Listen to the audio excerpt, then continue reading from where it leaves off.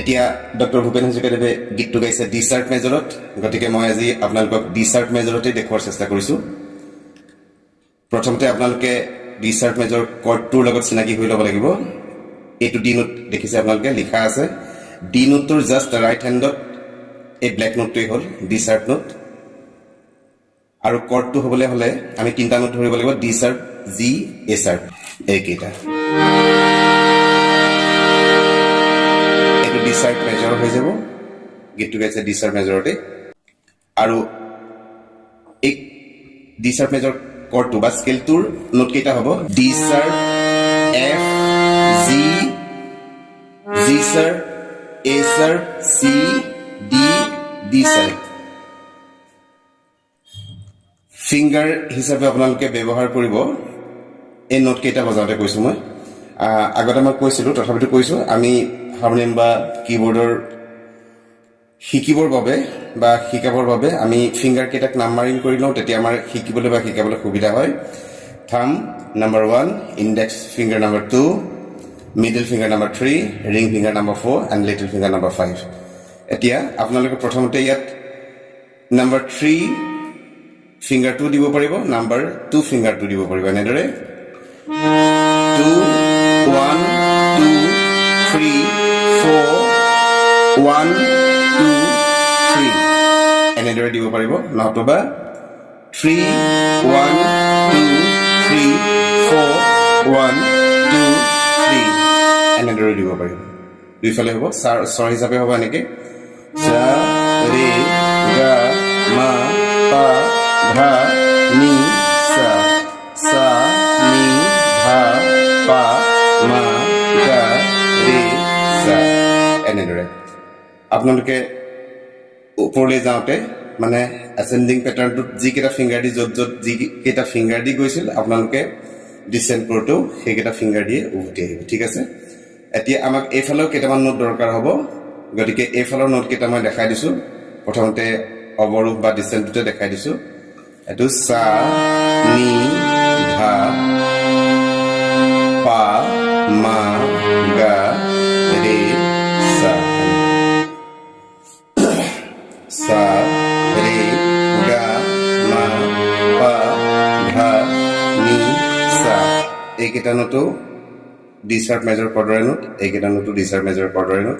আৰু এইফালেও আপোনালোকে পাব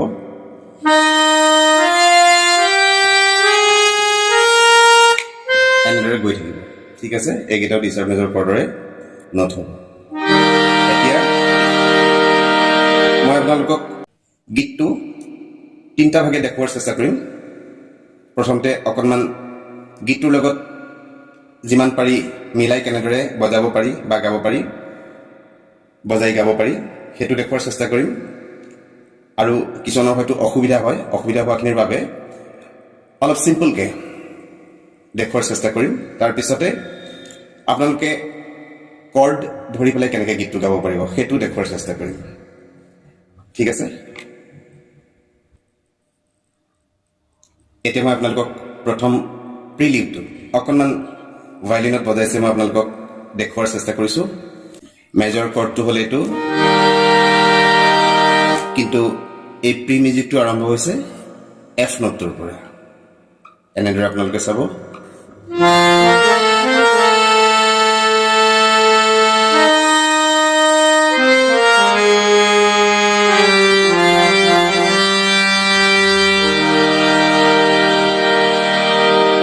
এইটো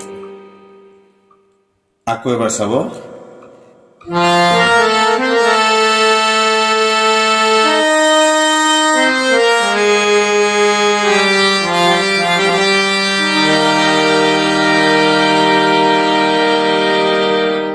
ঠিক আছে, এতিয়া মই অকণমান চিম্পলকৈ দেখুওৱাৰ চেষ্টা কৰিছোঁ।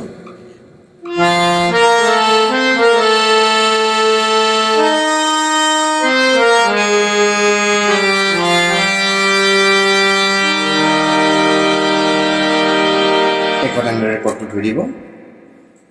আকৌ এবাৰ চাওক, অকণমান শ্ল'কৈ দেখাইছোঁ।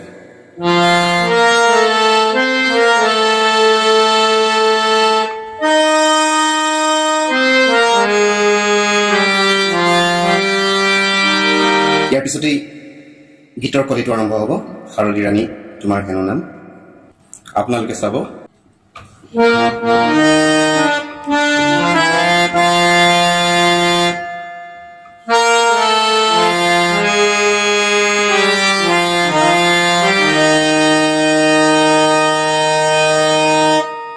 ইয়াত হ'ল শাৰদী ৰাণী তোমাৰ হেনু নাম শাৰদী ৰাণী তোমাৰ হেনু নাম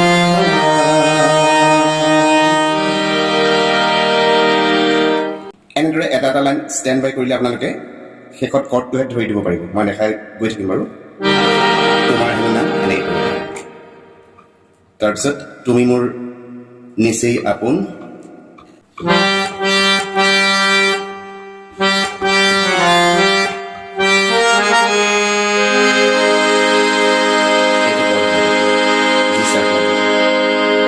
আৰু এবাৰ চাব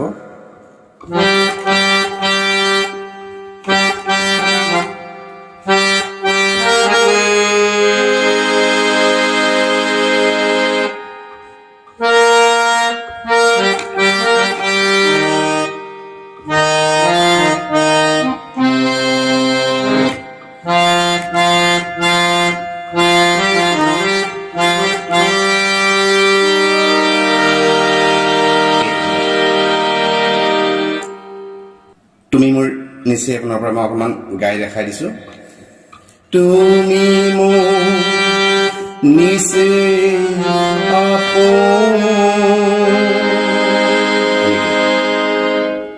সদ্য স্নাতা এই শাৰীটোৰ পৰাই তাল আৰম্ভ হ'ব অকণমান পিক আপটো ল'ব আৰু তাৰপিছত সদ্য স্নাতা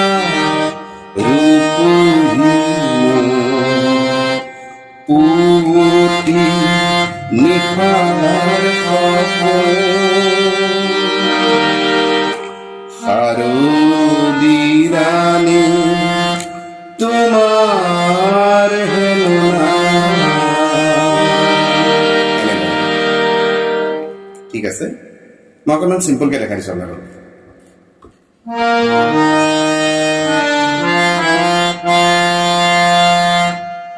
আপোনালোকে একেবাৰে ন শিকাৰুসকলে আপোনালোকে এই নোটটো লগাই যাব আৰু বহুত নোট টাচ কৰি যায় আচলতে গাওঁতে কিন্তু সকলোবিলাক নোট লগাই আপোনালোকক দেখুৱাবলৈ হ'লে বহুত কমপ্লেক্স হৈ যায় সেইকাৰণে সেই নোটবিলাক যিবিলাক টাচ নোটবিলাক থাকে আপোনালোকে কণ্ঠত লগোৱাৰ চেষ্টা কৰিব মই যিমান পাৰোঁ আপোনালোকক অত্যন্ত নলগালে নোহোৱা নোটটোহে আপোনাক দেখাই যাম মই এতিয়া শাৰদী ৰাণী ৰাটোত এই নোটটো টাচ কৰি যায় আৰু আপোনালোকে ধুনীয়াকৈ চিম্পলি বজাবও পাৰিব সেইকাৰণে দেখাই গ'লো তোমাৰ হেনু নাম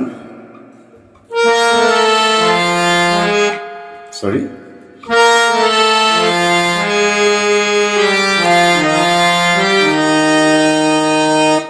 তাৰপিছত তুমি মোৰ নিচেই আপোন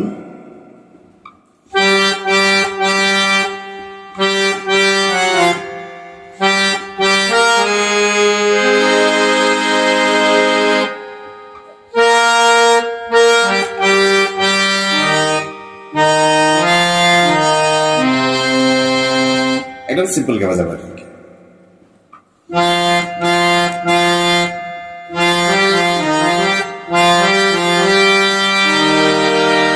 ইয়াৰ পিছত এটা কাউণ্টাৰ আহে দেই মই পাহৰি গৈছিলোঁ দেখাই দিছোঁ আকৌ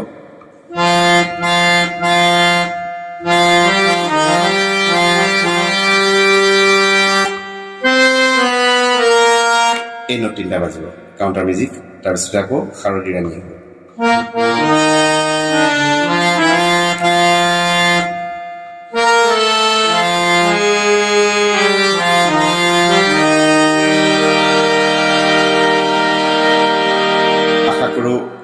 আপোনালোকে বজাব পাৰিব নোটবিলাক চাই যাব